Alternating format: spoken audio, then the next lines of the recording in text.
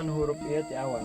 Huruf A, B, C, D, E, F, H, I, J, K, L, M, N, R, S, T, U. Nah, belajar baca tulis itu ibarat membuka sebuah pintu rumah.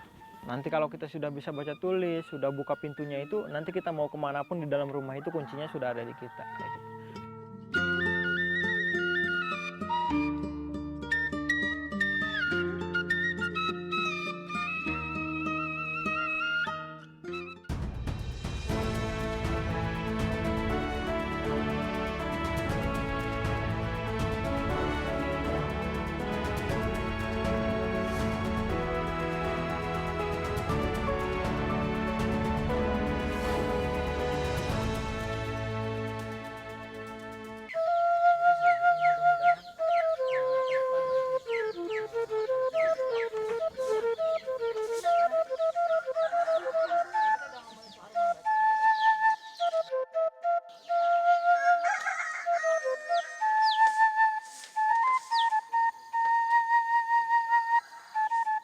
Tanah Baduy, bentala adat di tanah Jawara.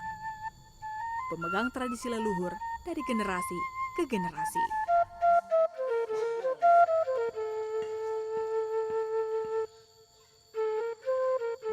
Terletak di Provinsi Banten, 160 km barat daya ibu kota Jakarta. Desa adat ini terus menjaga orisinalitas di tengah peralihan zaman. Di tengah lembah keadatan Urang Kanekes, lentera harapan pengetahuan benderang di pundak Mulyono. Mul, sapaan akrab Mulyono, terus memberi pendidikan dasar kepada anak-anak suku Baduy lewat komunitas Baduy Membaca yang didirikan ayahnya lebih dari 20 tahun silam. Rumah baca Baduy Membaca itu sebenarnya didirikan oleh bapak saya di Kampung Balingbing.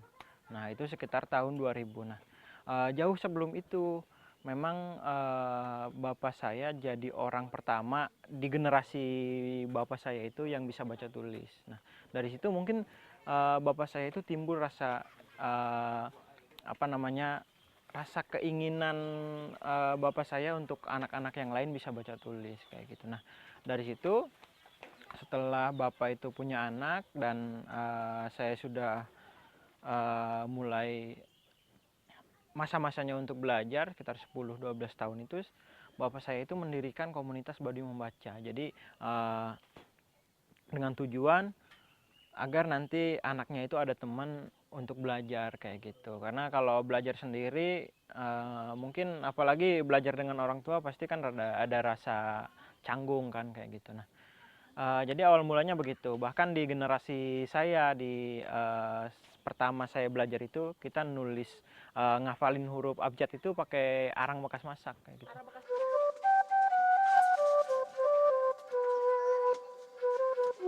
Mul mulai mengajari anak-anak di komunitas ini sejak 2003. Ia pun merupakan orang pertama di suku Baduy yang melanjutkan pendidikan ke jenjang perkuliahan. Saat ini ia berkuliah di Universitas Terbuka, mengambil jurusan komunikasi. Mayoritas warga suku Baduy tidak menempuh pendidikan formal dan tidak memiliki kemampuan membaca, menulis, serta berhitung. Kondisi ini menjadi alasan utama Mul mengajari anak-anak di kampung-kampung suku Baduy. Menurutnya kemampuan dasar ini menjadi kunci suku Baduy bertahan di tengah derasnya arus perubahan zaman. 1, 2, 3. Langkah Mul memberikan literasi kepada warga tidaklah mudah. 6, 7, 8. Langkah ini dilakukan di tengah aturan ketat adat suku Baduy. Di dalam aturan adat terdapat larangan bagi warganya mendirikan sekolah formal. Mul pun sempat ditegur ketua adat atau puun suku Baduy terkait gerakan literasi ini. Walaupun kegiatan yang ia lakukan bukanlah sekolah formal. Tahun kedua setelah saya memegang komunitas Baduy Membaca karena kurang pengalaman dari saya juga, terus jiwa muda saya juga meluap di situ. Saya nafsu, saya open donasi gitu dari teman-teman dari kota kayak dari Jakarta, dari kota-kota yang lain. Jadi mereka memberikan saya buku, bahkan waktu itu saya dikasih meja lipat gitu. Nah, saya sebar di beberapa kampung dan buku pun sudah seperti di perpustakaan, sudah sangat banyak waktu itu. Nah, akhirnya saya ditegur karena memang mereka melihat sudah ada perubahan kayak gitu. Perubahan, jadi mereka menganggap itu sudah selayaknya sekolahan formal di luar kayak gitu. Nah, di situ saya belajar bahwa sebenarnya adat itu bukan melarang anak-anaknya untuk belajar, tetapi melarang ada sekolahan di dalam Baduy kayak gitu. Dari situ saya belajar, jadi sudahlah, kalau sekarang yang saya pakai itu strategi rayap aja kayak gitu. Jadi biarpun kecil tetap mereka akan tetap berjalan. Kan bisa cenapal, berarti cenapal hiji dua ha. Hal lain yang pernah menjadi batu sandungan Mul adalah saat api melahap permukiman Baduy luar di tahun 2008. Namun demikian, Mul tak berhenti. Ia ingin tetap menyelaraskan aturan adat leluhur dengan gerakan literasi yang ia lakukan selama ini. Coba ayo saha nu geus apal nyeun ngaran sorangan didinya di bukuna. Muka bukuna kieu ya ulah malik. Mul merupakan anak pertama dari 2 bersaudara. Ayah dan ibu Mul merupakan orang-orang yang menginspirasi di balik langkah yang ia lakukan ini. Karakter Mul yang selalu ingin tahu dan berpikiran kreatif menjadi bekal untuk memperjuangkan literasi bagi anak-anak suku Baduy. Kalau lagi ke ladang juga pagi-pagi udah berangkat. Si Marno kan masih kecil. Sambil gendong, dia kan suka gendong si Marno pagi-pagi karena kan ambu bawa bekal. Sambil nanjak itu A-U-I. Apa tuh artinya awi? Sambil nanjak itu. Kalau lihat itu pohon bambu gitu kan, di sini kalau bambu tuh namanya awi. Jadi sambil ngejah A-U-U-ang. Terus apa artinya? Kawung katanya. Kawung itu kan ini pohon aren. Gitu, jadi sepanjang jalan kalau malam belajar di rumah, kalau pagi begitu berangkat ke ladang itu selalu segala macam. Terus di ladang ada saung kecil, ada rumah kecil, segala ditulis pakai areng, segala ditulis. Ada yang ngerti gitu, ada yang enggak ada artinya, nulis semaunya dia. Sambil ngejagain si Marno kan, saya kan kerja di ladang sama bapak. Terus si Marno sama si Mul itu tinggal di mes di saung kecil. Proses yang dilalui Mul hingga bisa seperti saat ini pun bukanlah perkara mudah. Misnah berkisah, dahulu saat masih diajari membaca dan menulis oleh sang ayah, Mul sempat menolak keras ajaran ayahnya kala itu. Mul bahkan sempat tak ingin belajar lagi. Awalnya pelan-pelan aja, terus setelah dia kepikiran, awalnya masih Mul mah, saya nggak mau belajar, nggak mau baca tulis, saya mendingan mati saya daripada baca tulis. Sampai ngomong gitu waktu kecil, tapi dengan tergulirnya waktu jadi pelan-pelan. Kalau pagi-pagi di dapur tuh sambil masak disuruh diomongin jangan marah sama bapak mah walaupun ngomongnya keras semalam itu bukan karena tidak sayang sama Mul, tapi ingin Mul itu lebih pintar daripada orang lain gitu dibilangin. Jadi akhirnya masuk ke hatinya si Mul, terus dia belajar lebih menonjol sama teman-teman lainnya. Babi, baca, babi, baju. Langkah Mul untuk bisa membaca dan menulis pun terus berlanjut, hingga mampu menjadi pengajar dan contoh bagi anak-anak suku Baduy.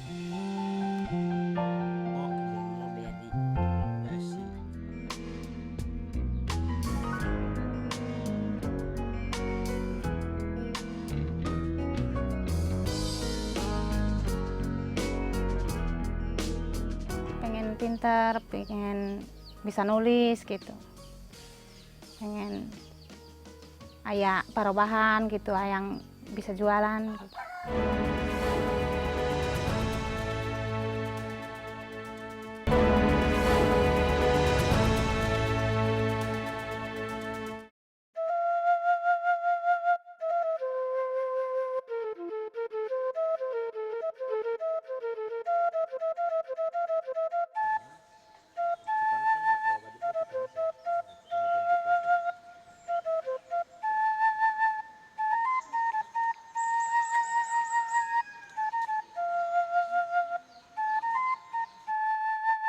Ana adalah salah satu anak di Kampung Balingbing, Desa Kanekes, suku Baduy luar. Ana menjadi peserta pendidikan dasar di komunitas Baduy Membaca sejak berusia 5 tahun. Ini adalah tahun ke-7 Ana belajar dengan Mulyono.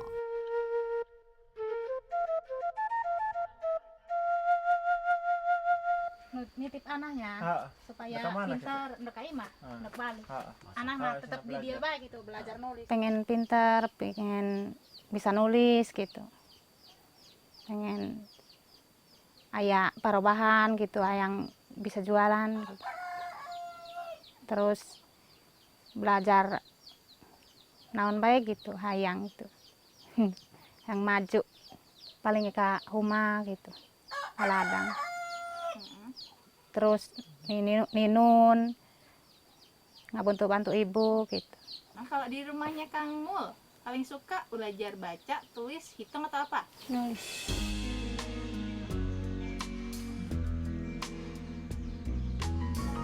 Di rumah baca Mul, anak kini mahir membaca, menulis, serta pandai berhitung berkat ajaran Mul. Jadi dong belajarnya. Ana pun biasa mengunjungi rumah Mul saat pagi hari. Ibunda Ana menyadari bahwa kemampuan membaca, menulis hingga berhitung penting di tengah perkembangan zaman seperti saat ini.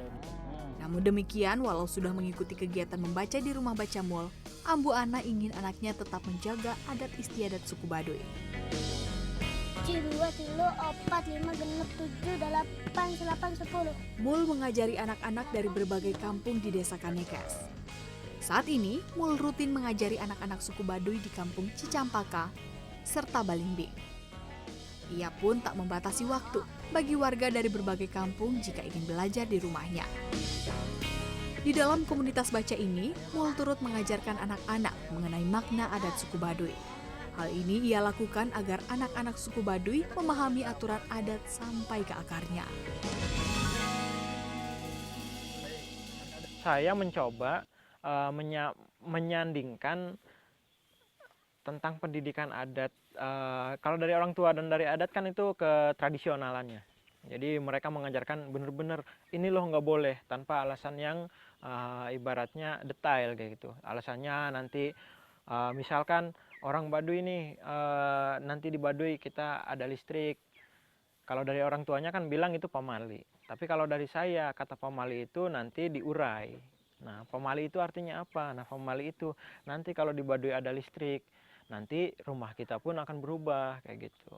Karena kalau sudah ada listrik pasti ada apa namanya TV, ada kulkas, bisa jadi ada mesin cuci kayak gitu. Nah budaya Baduynya itu akan semakin berkurang. Kayak gitu.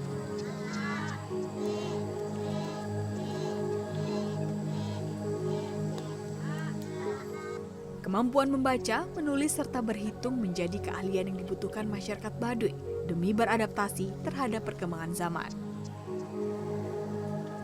Namun demikian, aturan adat tetap mewajibkan warga Baduy mengutamakan adat istiadat walau memiliki kemampuan dari luar ajaran adat Baduy. Kalau sebutan mengenai ilmu, mengenai baca tulis, baca yang menurut saya itu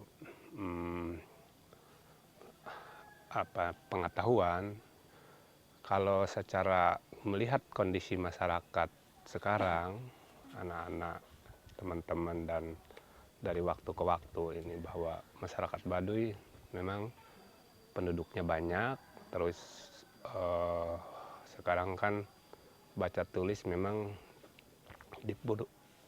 diperlukan juga oleh masing-masing ini gitu, masing-masing individu lah gitu. Itu secara kebutuhan memang gitu. Tapi secara adat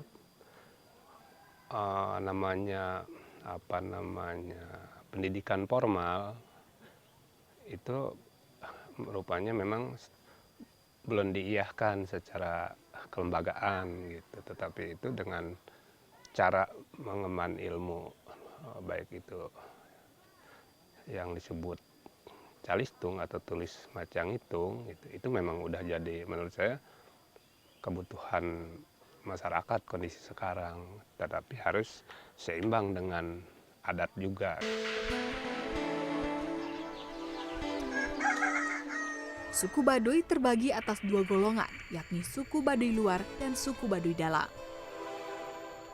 Terdapat sejumlah perbedaan aturan adat dari kedua golongan suku ini terhadap toleransi pengaruh budaya luar. Akan tetapi, aturan utama adat tetap tidak memperbolehkan pendirian sekolah formal di dalam masyarakat suku Baduy luar maupun dalam.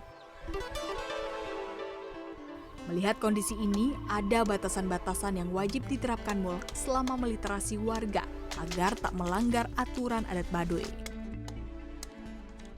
Jelas menurut saya dan amanat adat juga ya menerapkan yang ada di tatanan hukum adat ini ya harus bisa saling menjaga, saling menghormati supaya ada keseimbangan. Tatanan adat juga perlu kita jaga. Gitu. Untuk batasannya, Pak Mul pasti tahu tentang adat, tahu tentang tatanan. Gitu. Yang jelas disitulah perlu kehati-hatian, artinya yang terlalu menyolok adat. Cara-cara jangan sampai meninggalkan biasanya ke ladang, tiba-tiba nggak ke ladang. Jangan sampai acara-acara tadi tertunda gara-gara misalkan itu. Jangan. Itu harus ada penyesuaian. Gitu. Soalnya Baduy itu tradisi berladang, tradisi adatnya, ritual adatnya ada, hari-hari besarnya ada, lalu tradisi seputar perladangan itu tahap-tahapnya. Jangan sampai nantinya kepada yang sudah baku, yang sudah ada, ini anak-anak berubah jadi pikirannya karena itu gitu. Itu yang tidak diharapkan. Ini supaya sama-sama maju, sama-sama kuat gitu. Tujuannya ya malah bisa menjaga adat. Harapan saya seperti itu.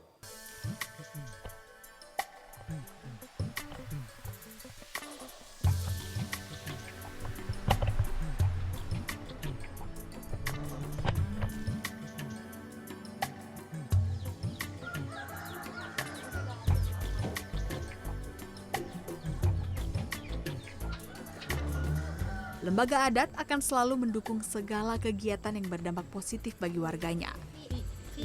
Selain itu, dengan adanya gerakan literasi ini, warga diharapkan semakin kuat menjaga adat istiadat yang telah diwariskan secara turun-temurun.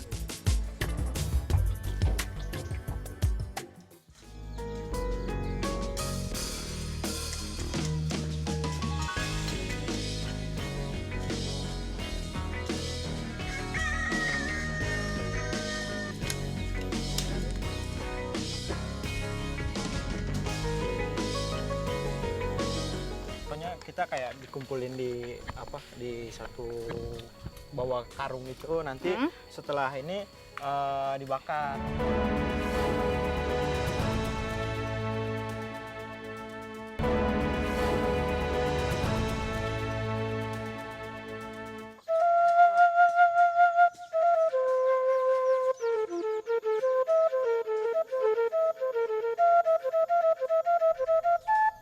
Tak sekedar membaca, menulis, serta berhitung. Kegiatan literasi yang dilakukan MUL juga mengedukasi warga mengenai masalah lingkungan yang dihadapi sehari-hari. Walau menjaga lingkungan sudah menjadi kebiasaan masyarakat Baduy sejak dahulu, permasalahan sampah selalu menjadi fokus utama dalam kegiatan pengelolaan lingkungan yang dilakukan MUL. Ya Kang Mul, kan Kang Mul sendiri selain memberikan rumah baca nih, kan juga meliterasi warga soal kebersihan lingkungan. Nah ini literasinya kayak gimana sih Kang? Sebenarnya sih ini karena di Baduy juga ada kewajiban khusus untuk kebersihan lingkungan. Tetapi kalau dulu itu lebih ke membersihkan lingkungan seperti rumput, terus membenarkan jalan yang udah batunya udah keluar kayak gitu. Terus dari jalur ini ya? Kalau sekarang kita lebih ke kalau saya sih lebih mengajak teman-teman untuk ayo lebih peduli tentang bahayanya sampah plastik kayak gitu. Sampah Jadi, plastik. iya. Contohnya kayak gimana tuh? Jadi contohnya kita kayak dikumpulin di satu bawa karung itu, nanti setelah ini dibakar. Jadi solusi paling ini sih kayak sampah plastik kayak gini dibakar. Soalnya kan memang nggak ada solusi terbaik kan untuk sampah plastik. Sampah plastik menjadi permasalahan utama lingkungan yang dihadapi masyarakat Baduy. Kurangnya pengetahuan warga mengenai bahaya sampah plastik membuat MUL kerap memberikan edukasi di acara pertemuan adat warga. Lewat langkah ini, setidaknya warga setempat mampu membedakan serta memisahkan antara sampah plastik dengan sampah organik di rumah dan di lingkungan sekitar mereka.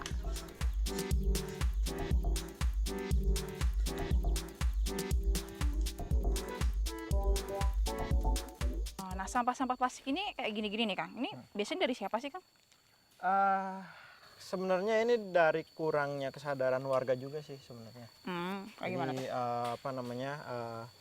warga yang memang tidak begitu tahu bahayanya sampah plastik itu, ya seenaknya aja ngebuang sampah plastik kayak gitu. Makanya saya sedang berusaha gimana caranya supaya masyarakat Baduy ini mereka tahu bahwa betapa bahayanya sampah plastik itu. Kayak gitu.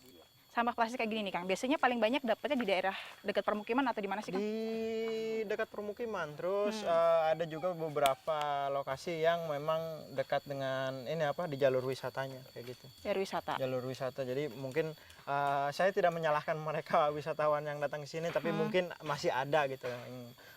Dari mereka juga beberapa orang yang belum sadar tentang bahayanya sampah plastik. Nah, kalau di sini nih jalur yang kita lewatin ini kan menuju ke Kampung Cicampaka nih ya. Iya, betul. Ini sampah plastiknya gimana nih Kang? Apa sangat banyak atau memang biasa aja? Di sini terbilang lumayan banyak sih. Saya juga heran kenapa kok di sini lebih banyak gitu, karena ya tadi itu. Ada hutan ya? Iya, karena ini jalur utama ke kampung-kampung lain juga kan. Jadi mungkin banyak yang habis jajan mungkin di Ciboleger kayak gitu. Terus lewat ke sini dibuang di sini kayak gitu. Sampah-sampah plastik kayak gini ya Kang ya? Iya. Untuk pengelolaan sampah plastik, hingga saat ini MUL terpaksa membakar sampah plastik yang telah dihimpun warga. Hal ini disebabkan tidak adanya tempat pengelolaan sampah terpadu di dekat Desa Kanekes. Menurut penelitian yang dilakukan Universitas Airlangga, membakar sampah plastik dapat menimbulkan senyawa dioksin atau senyawa beracun yang tidak terlihat dan tidak berbau. Senyawa ini dapat menimbulkan penyakit degeneratif datang lebih awal, seperti Alzheimer, serta mengganggu pertumbuhan janin. Namun di sisi lain, jika sampah plastik tak dibakar, akan menumpuk dan mengotori lingkungan sekitar. MUL pun memilih kawasan lereng di sekitar kampung untuk membakar sampah-sampah ini.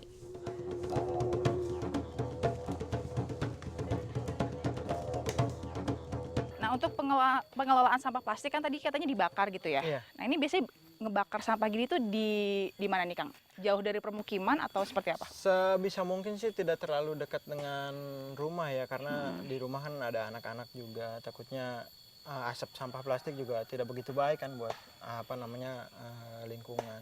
Tapi selain itu ya apalagi gitu loh, karena dibawa ke bawah juga, di bawah nggak ada, sejauh ini belum ada tempat pembuangan sampah terpadu gitu di bawah juga. Ia pun berharap akan ada tempat pengelolaan sampah terpadu yang berada di dekat Desa Kanekes dari pemerintah provinsi atau kabupaten setempat, agar kondisi yang dilematis ini tidak terus-menerus terjadi. Lewat edukasi mengenai pengelolaan sampah di lingkungan warga suku Baduy, setidaknya warga kini memahami dampak sampah plastik terhadap lingkungan mereka.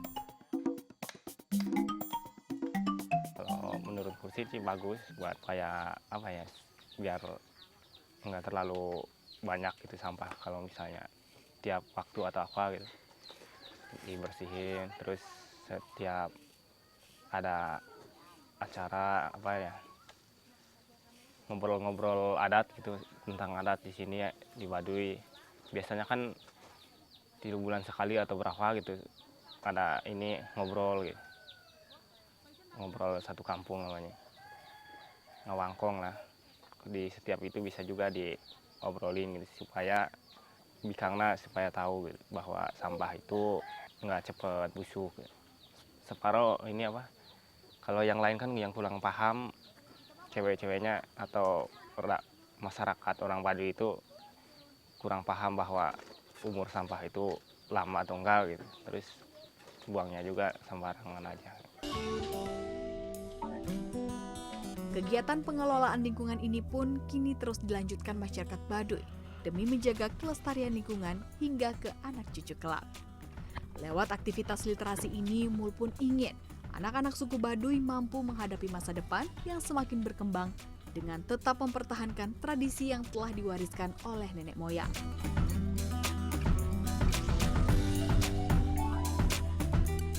Belajar baca tulis itu ibarat membuka sebuah pintu rumah. Nanti kalau kita sudah bisa baca tulis, sudah buka pintunya itu, nanti kita mau kemanapun di dalam rumah itu kuncinya sudah ada di kita kayak gitu.